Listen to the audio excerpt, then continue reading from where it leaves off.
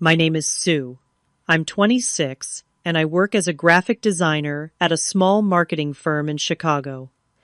After college, I moved back in with my parents to save money. They seemed supportive at first, but lately something changed. For weeks, they've been making snide remarks about my career choice. Then last night, it finally happened. Mom shouted. "Starting next month, you'll pay rent if you want to stay here," Dad added. "Maybe it'll teach you some respect." I never thought my own parents would break my heart this way. Before I continue this story, let me know where you're watching from in the comments, and don't forget to like and subscribe to hear what happened after I made the hardest decision of my life. I grew up in a quiet suburb outside Chicago, in a house with a white picket fence and seasonal decorations that my mom changed religiously with each holiday. My childhood was comfortable and stable.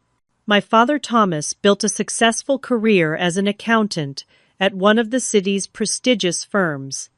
He worked long hours, but always made it to my school events, sitting stiffly in his business suit among the other parents.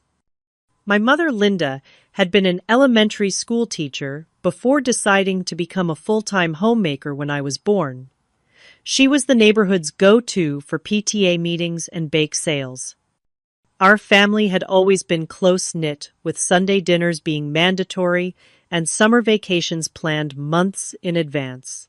Growing up, I was taught traditional values, hard work, financial security, and practical career choices were the cornerstones of a successful life. My parents never missed an opportunity to point out how my father's accounting degree had provided our comfortable lifestyle. But from an early age, I gravitated toward art. I would spend hours in my room drawing, creating characters and worlds that existed only in my imagination. By high school, I had filled dozens of sketchbooks and started experimenting with digital art on the computer my parents bought for school projects. My mother would sometimes watch me draw with a mixture of admiration and concern. "You're so talented, Sue," she would say, "but maybe you should focus more on subjects that could lead to a stable career." When college application time came around, the tension began. My parents had their hearts set on me pursuing business administration or pre-med. I still remember the disappointed look on my father's face when I announced I was applying to art schools for graphic design. "Art is a hobby, not a career," he said firmly over dinner. "We're not spending thousands of dollars so you can learn to doodle." After weeks of arguments and tears, we reached a compromise. I would attend a state university with a respected design program, but also minor in marketing to have something to fall back on. It wasn't my dream school, but it was a path forward with my passion somewhat intact. College flew by in a blur of design, projects late nights in the studio, and growing confidence in my creative abilities. My portfolio developed, and I even won a regional student design competition my junior year. My parents attended the award ceremony, and for a brief moment, I thought they finally understood my path. Then came graduation, right in the middle of an economic downturn 2 years ago. The job market for new graduates was brutal. After dozens of rejections and near misses, I finally landed an entry-level position at a small marketing firm. The pay was minimal, barely enough to cover student loan payments, let alone Chicago rent prices. My parents suggested what seemed like a practical solution at the time: move back home temporarily to save money. They presented it as a smart financial decision, and initially they seemed genuinely supportive. "Take a year to build your resume and save for a decent apartment," Dad advised. "No sense throwing money away on rent when you're just starting out."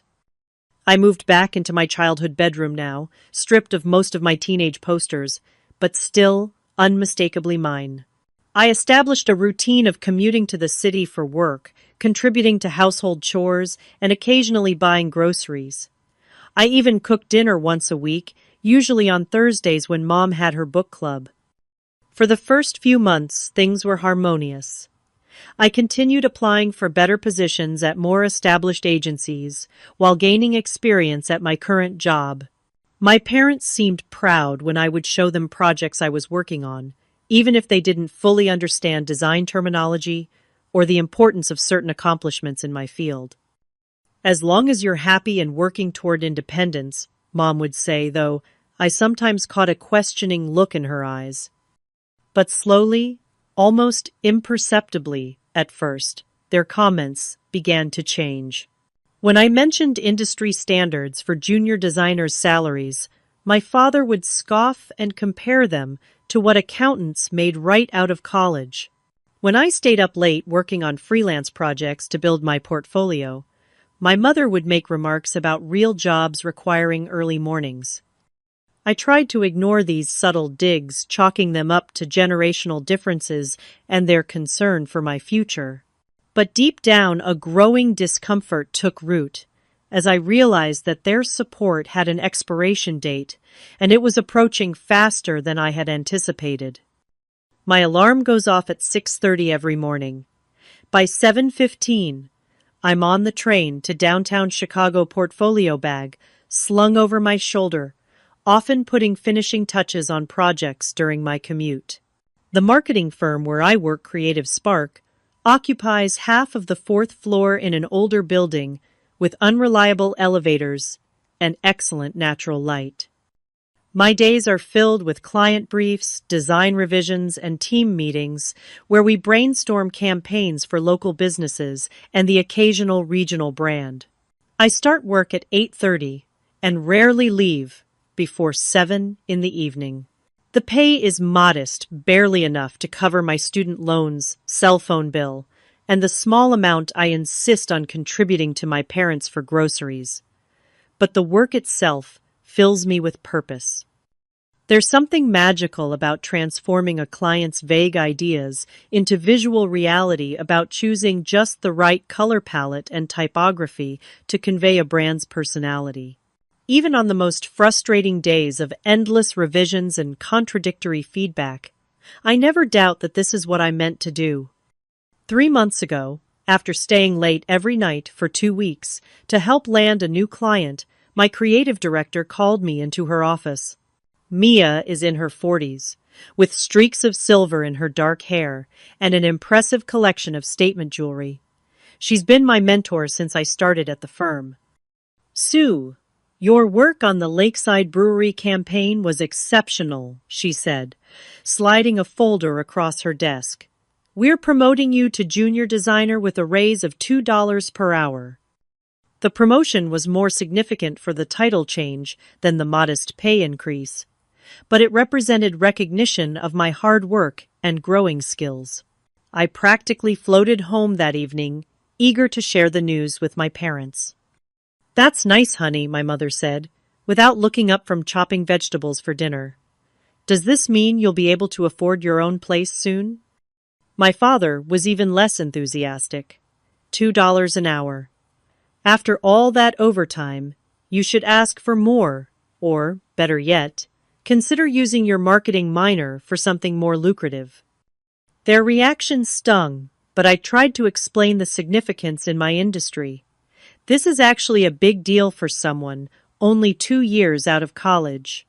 The title change will open doors for better positions down the road. My father grunted.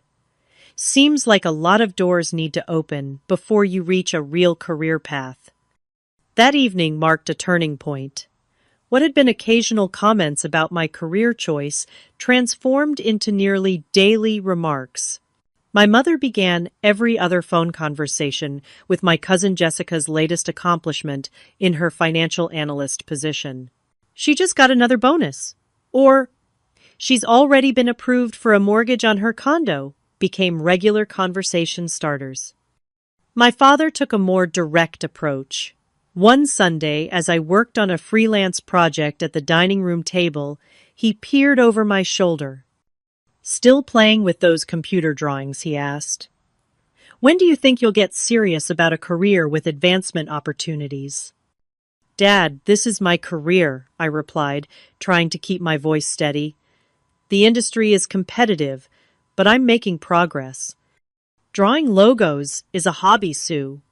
Your mother and I are worried about your future. These exchanges became increasingly common.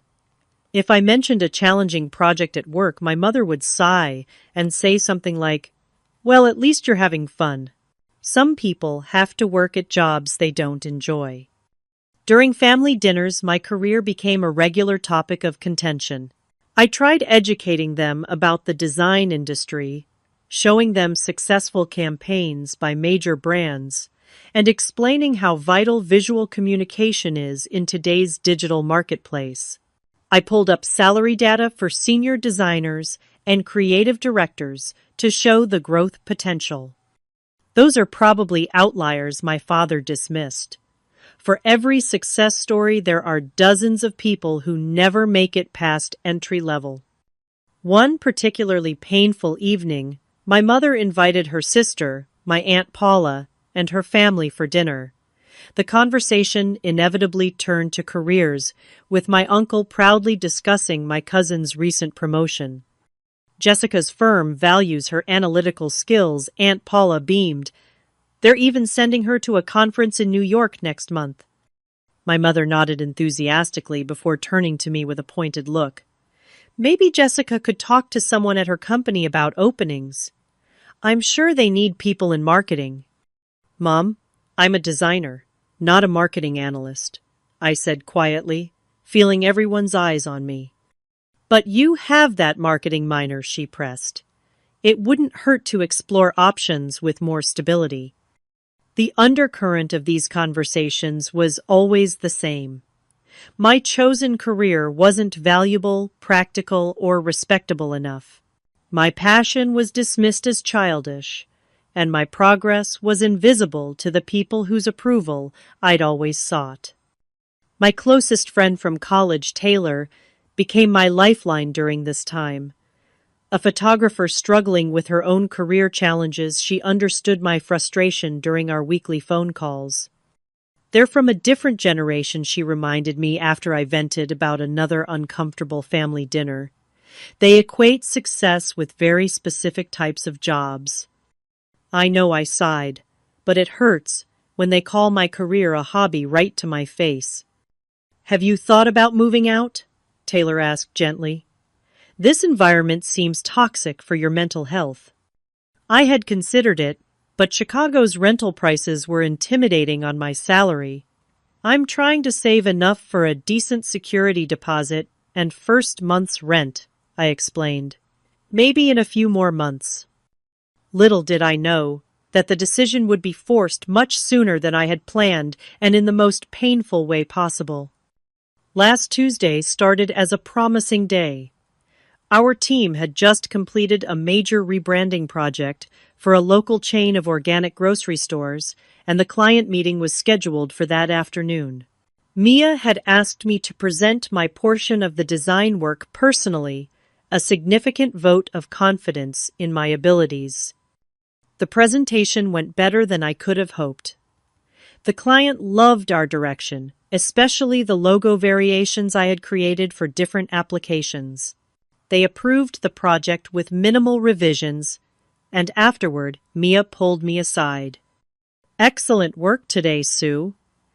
If you keep this up, we might be looking at another promotion by year's end. I practically floated through the rest of the day, staying late to finalize some details while riding the high of professional validation. It was nearly 9 o'clock when I finally headed home, mentally rehearsing how I'd share this success with my parents. Maybe this would finally help them see that my career had legitimate value and potential. When I arrived home, I noticed my parents' bedroom light was still on, unusual for them, as they typically went to bed early.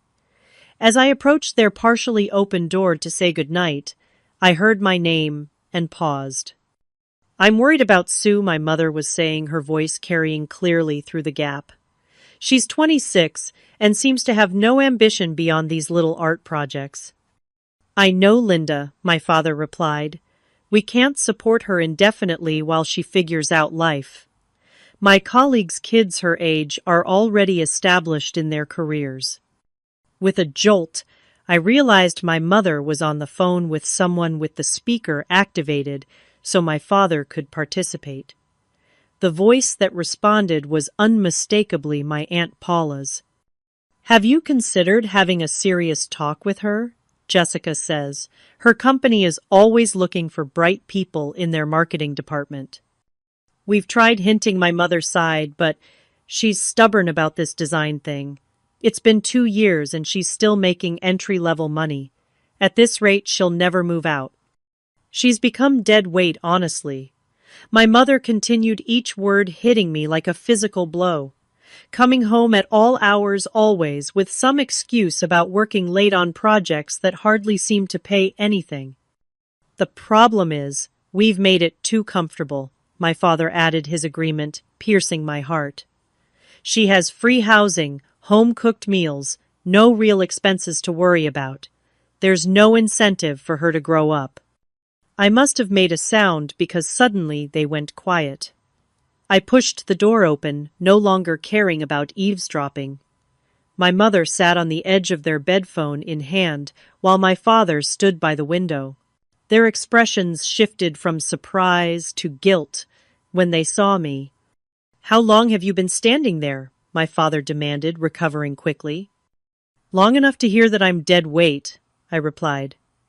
My voice surprisingly steady despite the earthquake happening inside me. "Long enough to hear how disappointed you are in my career and life choices." My mother quickly ended the call with Aunt Paula. "Sue, we didn't mean." "Yes, you did," I cut her off. "You've been making your feelings clear for months now. I just didn't want to believe my own parents had so little respect for me." "It's not about respect," my father said sternly. "It's about practical reality. You can't expect to live here indefinitely while pursuing a job with limited prospects." Something inside me snapped. After months of snide comments and undermining, after years of trying to prove myself while seeking their approval, I couldn't take any more. "Limited prospects. You have no idea what my industry is like or what I've accomplished because you've never bothered to really listen or understand." "We understand that you're nearly 30 and still living at home," my mother said, her tone hardening. "We understand that your cousin Jessica, who's 2 years younger than you, already owns her own condo." "Not everyone measures success by Jessica's standards," I shouted, surprising even myself with the volume. "Some of us value creative fulfillment over corner offices." My father's face reddened. "Creative fulfillment doesn't pay bills. Maybe it's time you learned that lesson." "Starting next month, you'll pay rent if you want to stay here." My mother suddenly shouted, standing up. $800 monthly, plus your share of utilities. That's still less than an apartment would cost you." I stood frozen. The amount, nearly half my monthly take-home pay. "Maybe it'll teach you some respect," my father added coldly, "and make you reconsider your priorities." The word respect ignited something fierce inside me. Respect. You want to talk about respect when you call my career a hobby to my face, when you call me dead weight behind my back? "We've supported you for 2 years after college," my mother countered. "Most parents wouldn't be so generous." "Generous," I laughed bitterly. "You've undermined my confidence, dismissed my achievements, and compared me to Jessica at every opportunity. That's not generosity, that's slow poison." For the next 20 minutes, years of unspoken tension erupted. They brought up every decision they had disapproved of, from my choice of major to a summer internship at a design studio that paid nothing but gave me valuable experience. I defended each choice, explaining the strategic reasons behind them, but they weren't really listening. "Your generation thinks passion pays the bills," my father said dismissively. "In the real world, practical skills and hard work are what matter." "I work harder than you know," I said, my voice breaking. "You just don't value what I do." My mother softened slightly at this. "We just want what's best for you, Sue. No, I replied, sudden clarity washing over me. You want what you think is best for me. You've never actually asked what I want or need. I turned and walked out, ignoring their calls to come back and discuss this rationally. In my bedroom, I closed the door and leaned against it, sliding down, until I sat on the floor, tears finally breaking free. This room, with its pale blue walls and carefully preserved childhood mementos, suddenly felt like a museum to a person I no longer was. The realization hit me with startling force. I couldn't stay here any longer. Not just because of the rent ultimatum, but because every day in this house reinforced the message that who I was and what I valued wasn't enough. That night, as I lay in bed staring at the ceiling, I made the decision that would change everything. For my own mental health and self-respect, I needed to leave. Not next month, not next week, but now. After hours of restless tossing and turning, I heard my parents' bedroom door close around 11:30. I waited another hour listening to the house settle into nighttime silence before quietly getting out of bed. With determination fueling my movements, I pulled my large suitcase from the closet and began the process of deciding which parts of my life would fit inside it. The practical items were easy clothes, toiletries, my laptop, and design tablet, important documents. The harder choices came with sentimental objects. The framed photo of our family vacation to Florida when I was 15 before college decisions and career paths complicated everything. Should it stay or go? The handmade quilt my grandmother had given me for high school graduation. The collection of art books that had inspired my journey. As I carefully folded my clothes and wrapped fragile items, memories flooded back. My 10th birthday, when Dad taught me to ride a bike without training wheels in our driveway. Mom making my favorite chocolate chip pancakes before every first day of school. Family game nights where we laughed until our sides hurt. Where did we go wrong? I whispered to myself carefully. Packing the snow globe my parents had brought me from their anniversary trip to New York. Despite everything, I couldn't hate them. They were products of their generation and their own parents' values. They genuinely believed they were guiding me toward happiness as they understood it. But I couldn't sacrifice my identity and passion to meet their definition of success. Not anymore. The practical challenges of my decision weighed heavily. I had some savings, about $2,000 I'd been putting aside for an eventual move, but that wouldn't last long in Chicago. My current salary would make finding affordable housing difficult, especially with good credit, but no rental history. I pulled out my phone and texted my best friend Amanda, who lived about 30 minutes away in a small 2-bedroom apartment with her boyfriend Kyle. "Are you awake?" I typed, glancing at the clock, showing 1:15 a.m. 3 dots appeared immediately. Amanda was a night owl who worked as a bartender at an upscale restaurant. Just got home from shift. What's up? I took a deep breath and typed, had huge fight with parents. Need to move out immediately. Any chance I could crash on your couch for a few days until I figure something out? The response came quickly. Oh my God, yes. Our couch is your couch. What happened? Tell you when I see you. Can I come tomorrow after work? Come whenever. Kyle and I both have keys under the ceramic frog planter if we're not home. Relief washed over me. At least I had somewhere to go immediately, a safe landing spot while I figured out next steps. I continued packing, being selective about what I took. There would be no room for excess in Amanda's already crowded apartment. Once the suitcase and 2 duffel bags were filled, I surveyed my room. It still looked lived in, with books on shelves and posters on walls. Only someone who knew me well would notice the absence of essential items. The hardest part came next. I sat at my desk and pulled out a sheet of paper. What could I possibly say to explain my disappearance? After several false starts, I kept it simple and dignified. Mom and Dad. After last night's conversation, I've realized it's time for me to be fully independent. I've found another place to stay and will be moved out by the time you read this. I'll be in touch when I'm settled. Sue. No accusations, no emotion, just facts. I placed the note on my perfectly made bed where it would be easily visible.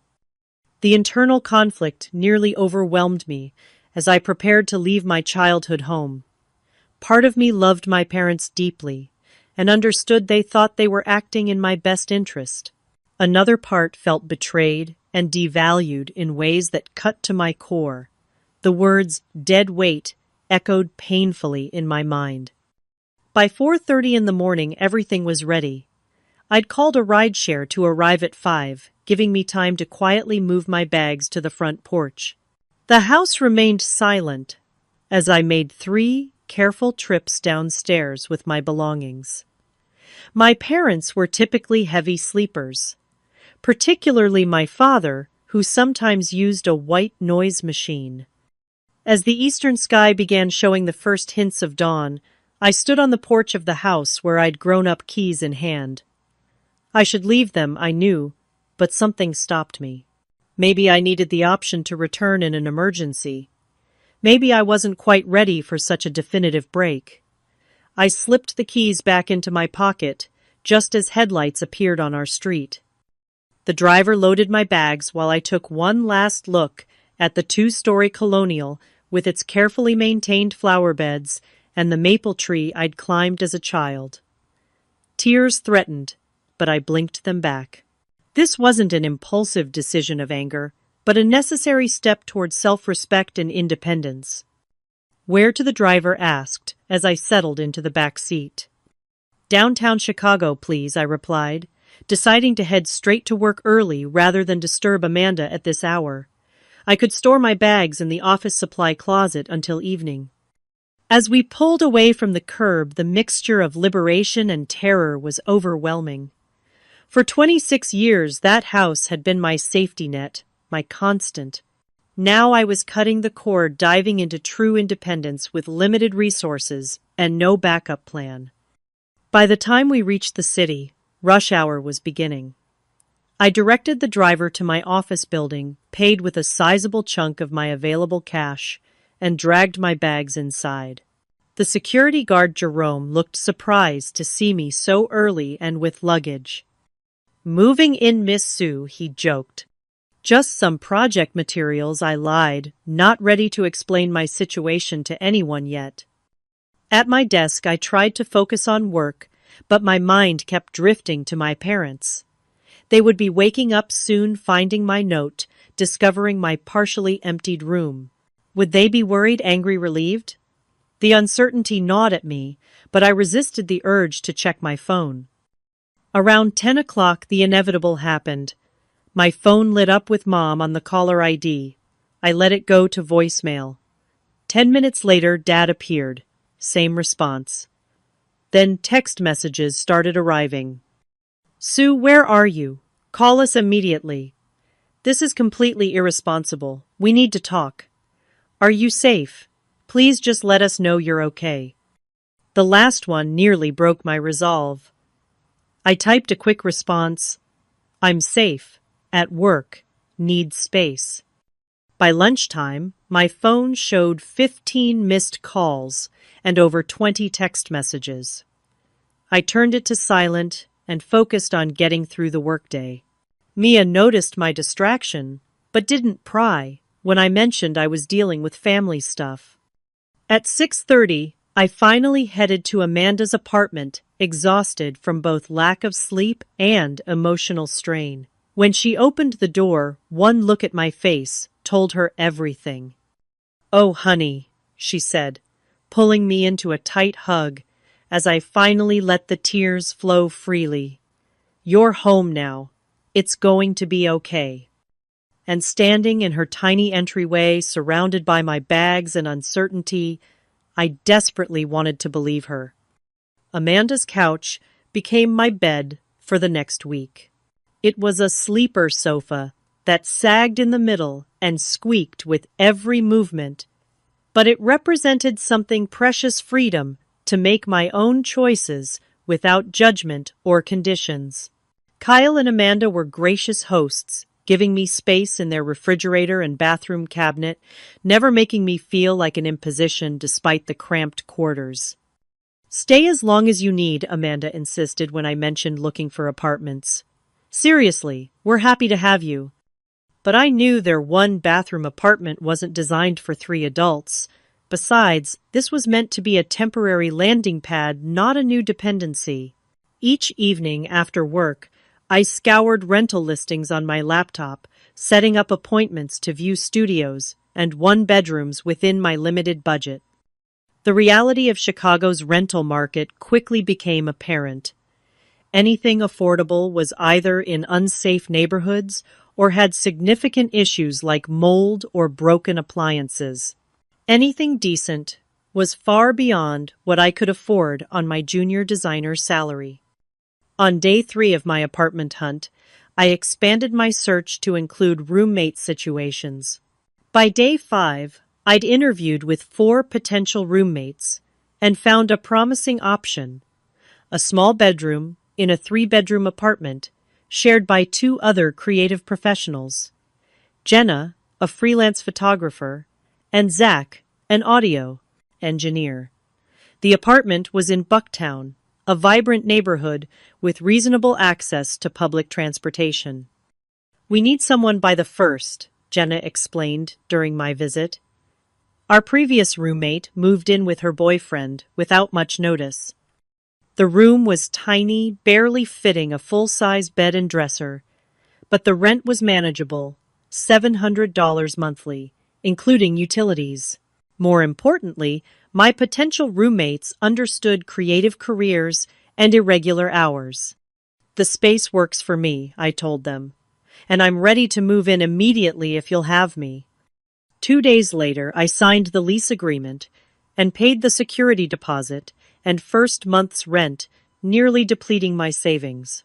The financial reality was terrifying, but the alternative, returning to my parents' house with its emotional toll, was unthinkable. Meanwhile, my parents continued their campaign of communication. The tone of their messages evolved from anger to concern to guilt-inducing pleas.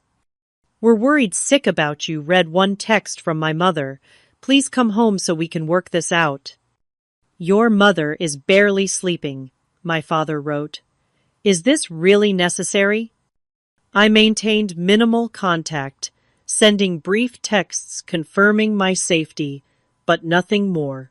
I wasn't ready for a conversation that would inevitably involve them, trying to convince me to return or criticizing my decision as impulsive and immature.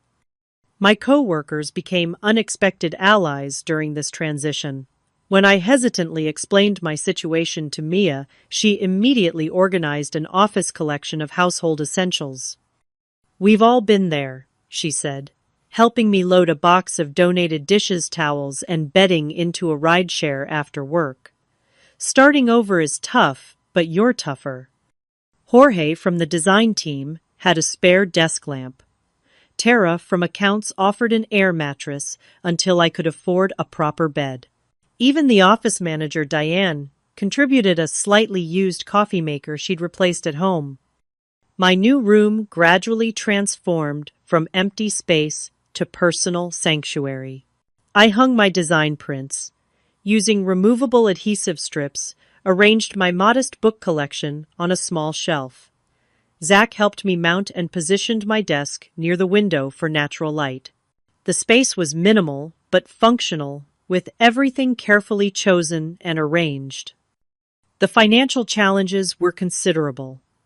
After rent, loan payments, and basic necessities, my budget had virtually no margin for error. I created a detailed spreadsheet tracking every expense, cut my own hair instead of visiting a salon, learned to cook simple meals in bulk, and became an expert at finding free entertainment options throughout the city. Through it all, I maintained radio silence with my parents beyond terse confirmation texts that I was alive and well. My phone registered their calls daily at first, then every few days, as weeks passed. Each time, I let them go to voicemail, not yet ready to engage. 3 weeks after my departure, an unexpected opportunity arose at work. A major client needed a complete rebrand on an accelerated timeline, and Mia selected me to lead the design team. It means longer hours and more responsibility, she warned, but also a temporary pay bump and serious portfolio enhancement. I threw myself into the project, grateful for both the additional income and the professional distraction. 14-hour workdays left little time to dwell on family drama or financial stress. The creative challenge energized me in ways I hadn't experienced before, validating my career choice, despite my parents' dismissal of it. During this intense work period, I began connecting with other creative professionals in the city.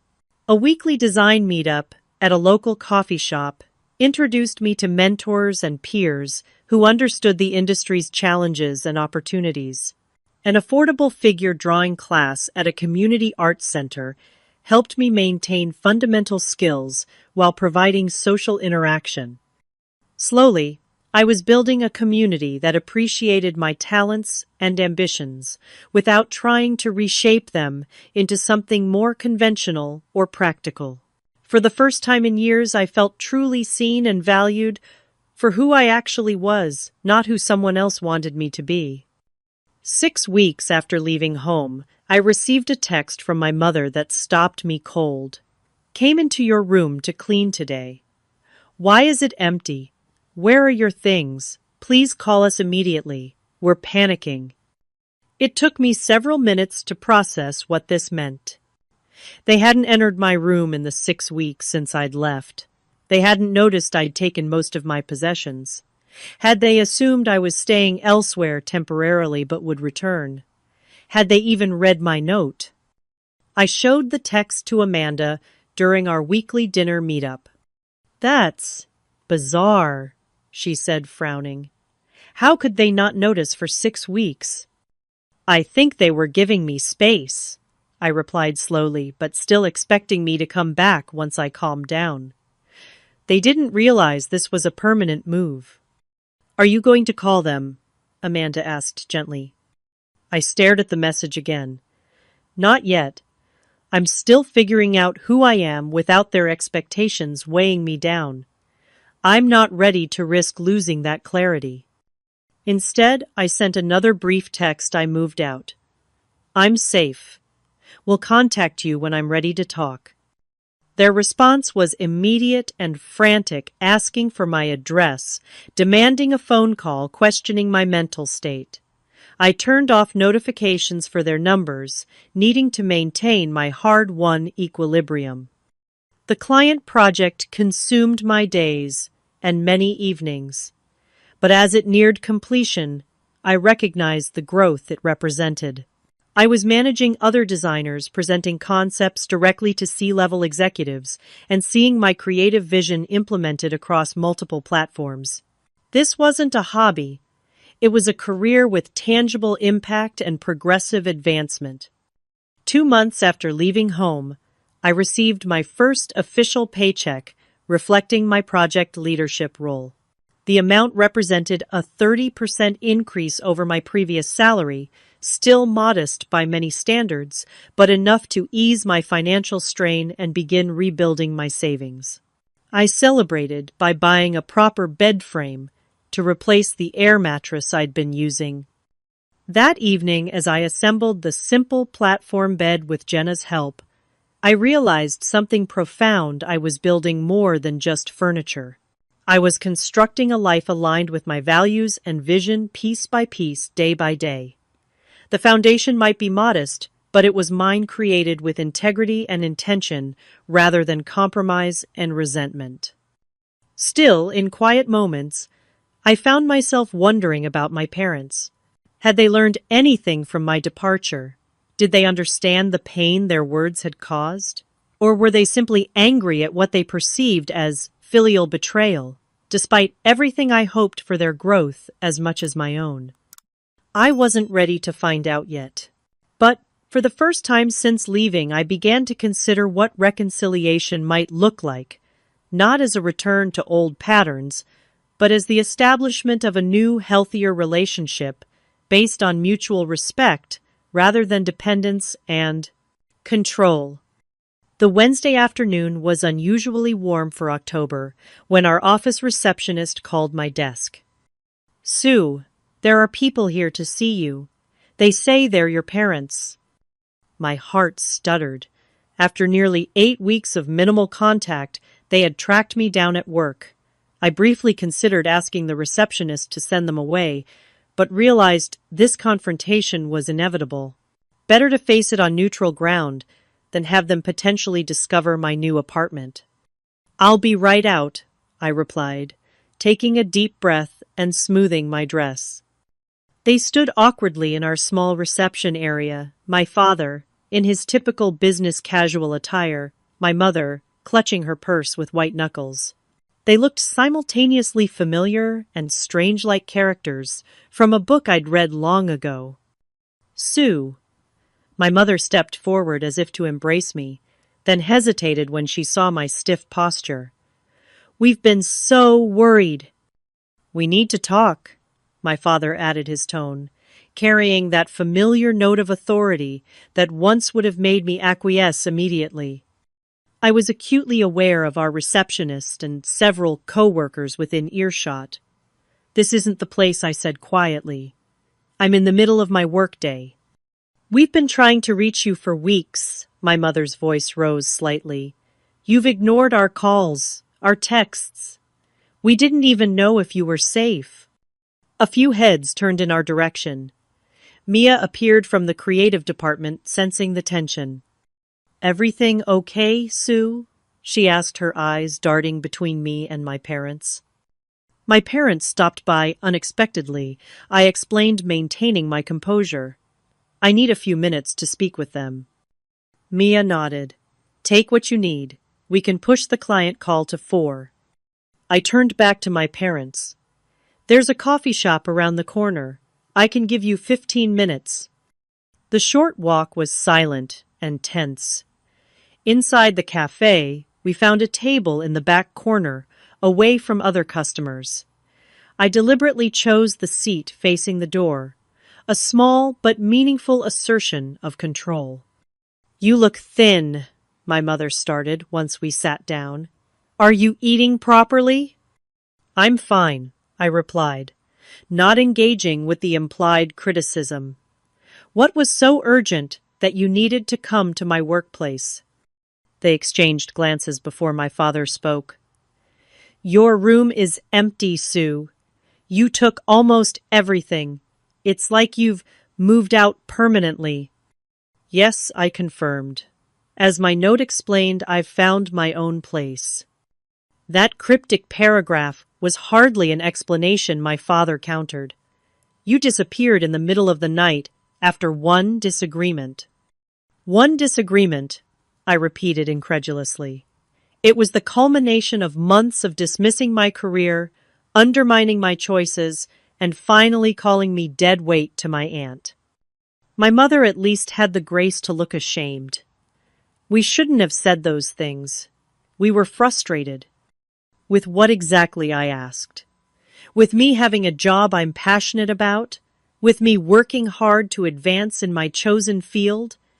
With watching you struggle in a career with limited prospects when you could do so much better?" my father interjected.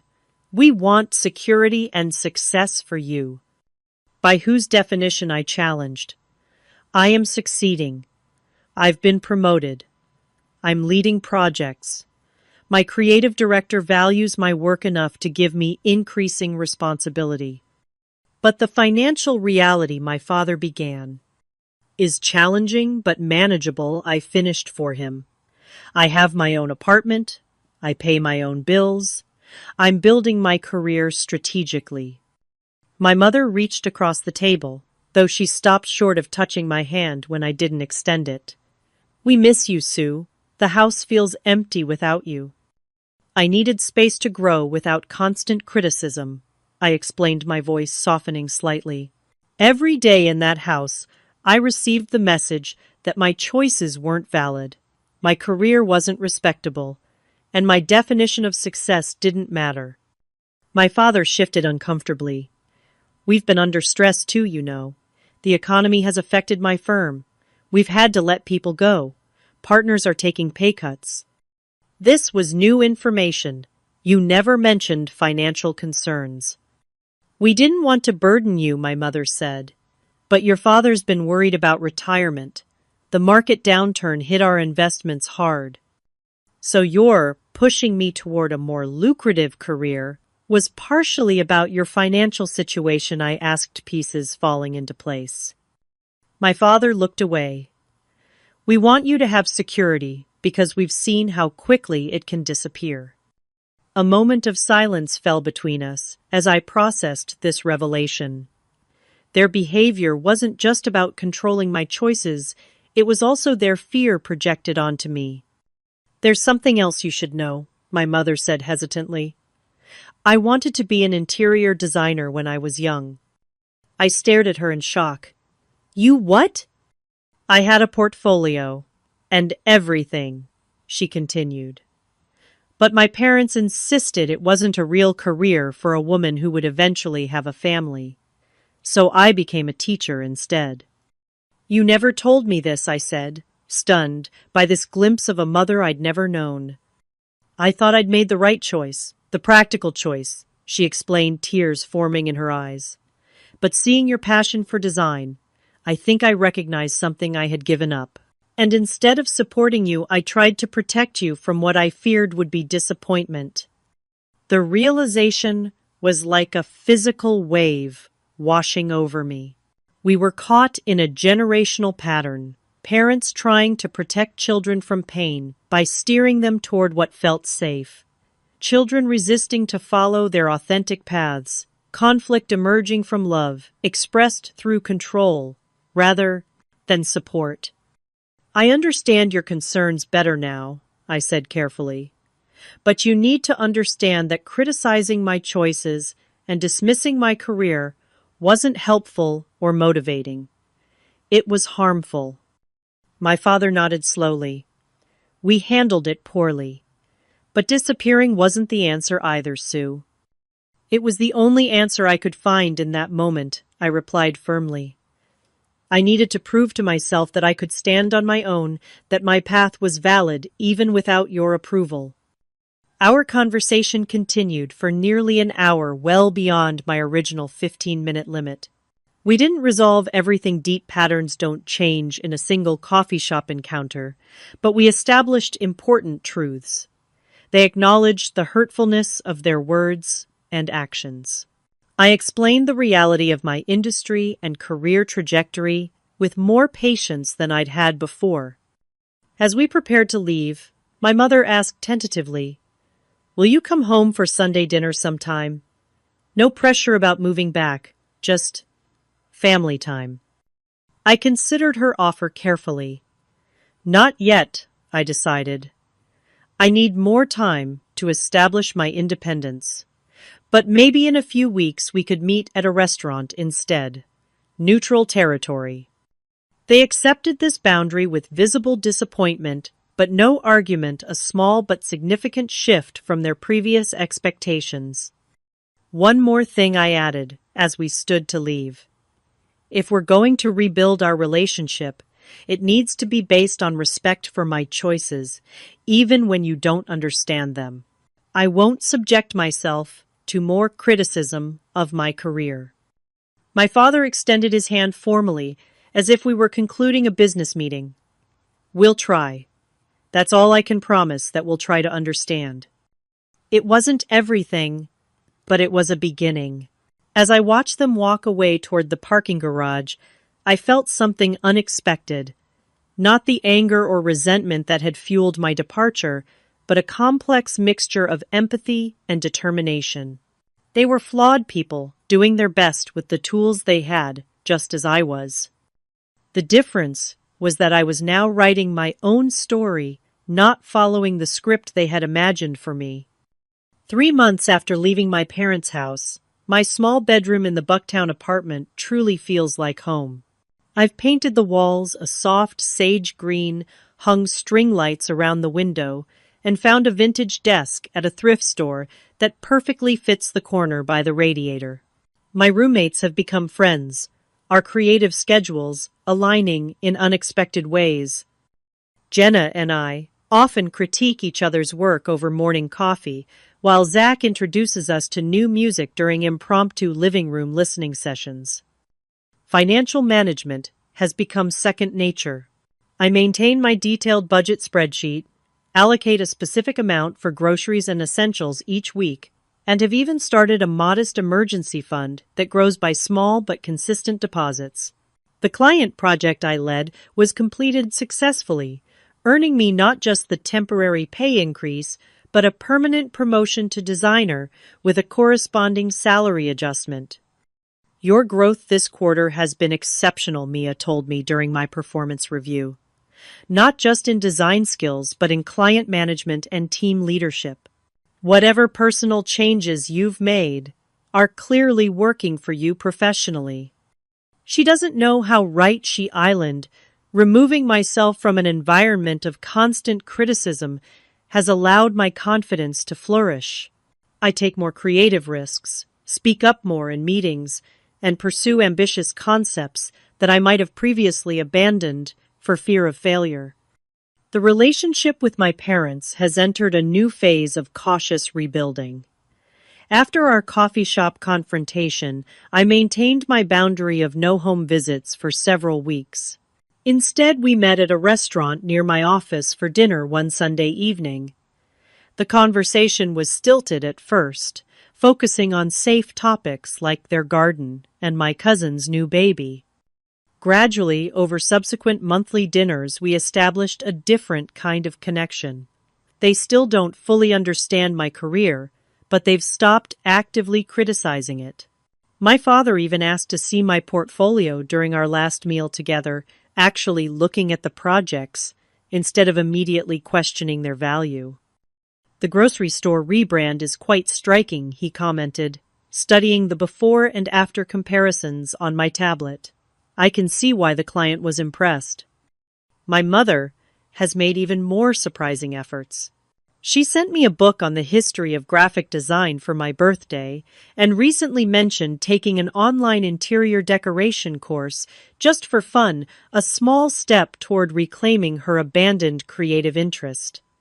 5 months after moving out, I invited them to see my apartment for the first time. The visit was both awkward and healing. My mother assessed my small room with a designer's eye, offering genuine compliments on how I'd maximize the limited space. My father seemed most impressed by my budgeting system, nodding with unexpected approval when I explained my financial management approach. You've done well with what you have, he acknowledged, perhaps the most meaningful praise he could offer from his value system. The most significant breakthrough came unexpectedly. Last month, my mother suggested we try family therapy. We've fallen into patterns that aren't serving any of us, she explained during our phone call. Maybe a professional could help us communicate better. The first session was difficult, with old hurts resurfacing and defensive reactions threatening to derail the conversation. But our therapist, Dr. Lillian Carter, skillfully guided us toward expressing feelings without accusations. We've had 3 sessions so far, each slightly less tense than the last. During our most recent meeting, my father made a statement that stunned me. I realize now that my definition of success is just that, mine, he said slowly, clearly struggling with the words. It's not fair to impose it on Sue when she has her own definition that's equally valid. Coming from him, this represents enormous growth. He may never fully embrace my creative career, but his willingness to acknowledge my right to choose it matters tremendously. My own healing has happened through multiple channels. The distance from my parents gave me space to process my feelings without their immediate influence. My growing professional success provided external validation that counterbalanced years of familial doubt. And perhaps most importantly, I found community among other creatives who understand both the challenges and rewards of artistic careers. Last week, an unexpected opportunity arose. The local arts center where I take figure drawing classes is organizing a showcase of work by emerging designers and artists. When the coordinator, after seeing my sketchbook, invited me to display some of my professional and personal projects, I immediately accepted. The gallery opening is tonight.